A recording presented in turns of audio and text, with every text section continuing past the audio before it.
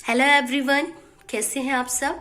इस वीडियो में कक्षा 12 समाजशास्त्र एनसीईआरटी बेस्ड पर पाठ 3 सामाजिक संस्थाएं, निरंतरता एवं परिवर्तन। देखिए सामाजिक संस्था क्या होती है। सबसे पहले देखिए सामाजिक व्यवस्था या सामाजिक स्वरूप क्या होता है। जहां पर कई समूह इकट्ठा होते हैं उसको समाज कहा जाता है। और इस तरह से देखा जाए तो परिवार समाज का सबसे पहला स्वरूप है। और एक तरह से समाज का जो व्यापक या बड़ा विस्तृत स्वरूप है वो संपूर्ण विश्व है। संस्था उसको कहते हैं जो समाज में व्यवस्थाओं को व्यवस्थित करने के लिए, संचालित करने के लिए स्थापित की जाती है। जैसे परिवार भी एक संस्था है जो अस्थायी होती है, कार्य निश्चित होता है और उसमें लोग बदलते रहते हैं। विद्यालय भी एक संस्था है, विद्यालय में भी काम निश्चित होता है, अध्ययन अध्यापन का काम होता है और उसमें लोग बदलते रहते हैं, टीचर आते हैं जाते हैं। बच्चे भी इसी तरह से, जैसे इस वर्ष आप इंटरमीडिएट में हैं तो अगले सत्र में जो 11 में है वो इंटरमीडिएट में आ जाएंगे। तो इस तरह से लोगों का बदलाव या परिवर्तन होता रहता है, उसको संस्था कहते हैं। संस्था, सरकार भी एक संस्था है। 5-5 साल पे काम देखिए निश्चित होता है कि जनता के लिए सुविधा व्यवस्था करना, शासन चलाना काम निश्चित है, परंतु 5-5 साल पर लोग बदलते रहते हैं काम को करने के लिए। अब ये जो पार्ट 3 है ना, इसमें है सामाजिक संस्थाएं। और एक तरह से संस्थाएं कई प्रकार की होती हैं। अब इसी पाठ में आप जानेंगे कि सामाजिक संस्थाएं कौन कौन सी होती हैं और वो निरंतर यानी लगातार कैसे चलती रहती हैं और उनमें बदलाव किस तरह से होता है। तो इसी पाठ से संबंधित प्रश्न है, भारतीय किसान यूनियन के संस्थापक कौन थे। तो भारतीय किसान यूनियन जो संस्था थी उसके संस्थापक चौधरी महेंद्र सिंह टिकैत थे। अगला प्रश्न है, प्रबल जाति की अवधारणा किसने दी है। प्रबल जाति का मतलब समाज में वो लोग, ऐसी जातियां जो पीछे थीं, उनके बारे में एम.एन. श्रीनिवास ने यानी कि मैसूर नरसिंहाचार्य श्रीनिवास ने विचारधारा या अवधारणा प्रस्तुत की है।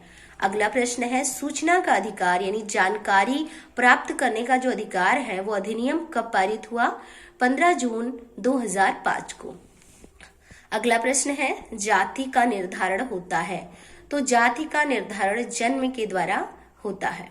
प्राचीन भारत में जाति व्यवस्था मुख्य रूप से 4 तरह से थी, ब्राह्मण, क्षत्रिय, वैश्य और शूद्र। और जिस कुल में जिसका जन्म होता है वो उसी जाति का हो जाता है।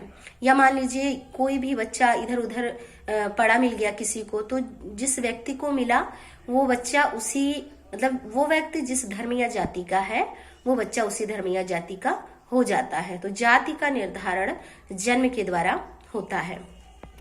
अगला प्रश्न है, family, kinship and marriage among Muslims in India जो पुस्तक है उसके लेखक कौन है, इम्तियाज अहमद। और अगला प्रश्न है, जनजाति है। तो जनजाति क्या है, जैसे कि अगर देखें हम तो मिजोरम में मिजो जो जातियां हैं, मिजो जो एक समूह है, तो एक तरह से संपूर्ण समाज जो है वो जनजाति होता है। जैसे कि नागालैंड में नागा जातियां हैं, तो एक क्षेत्र में एक ही संस्कृति या सभ्यता के लोग जो मौजूद होते हैं उन्हीं को जनजाति कहा जाता है।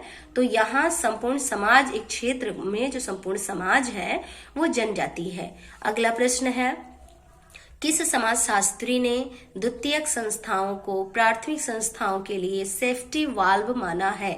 तो टालकाट पार्सन्स ने जो है द्वितीयक संस्थाओं को प्राथमिक संस्थाओं के लिए सुरक्षा कवच या सेफ्टी वाल्व माना है। जैसे देखिए अब एक किसान है, तो किसान जो है वो खेती करता है, कृषि करता है, कृषि में खेती और पशुपालन दोनों शामिल है।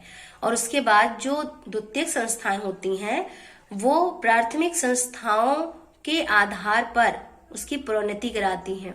मतलब जो द्वितीयक संस्थाएं होती हैं एक प्रकार से वो प्राथमिक संस्थाओं को प्रोत्साहन देती हैं, उन्हें बढ़ावा देती हैं और द्वितीयक संस्थाओं के कारण ही प्राथमिक संस्थाओं का विकास होता है। इसीलिए टालकाट पार्सन्स ने जो है प्राथमिक संस्थाओं को, मतलब द्वितीयक संस्थाओं को प्राथमिक संस्थाओं के लिए सेफ्टी वाल्व माना है। अगला प्रश्न है, अंतर विवाह क्या है।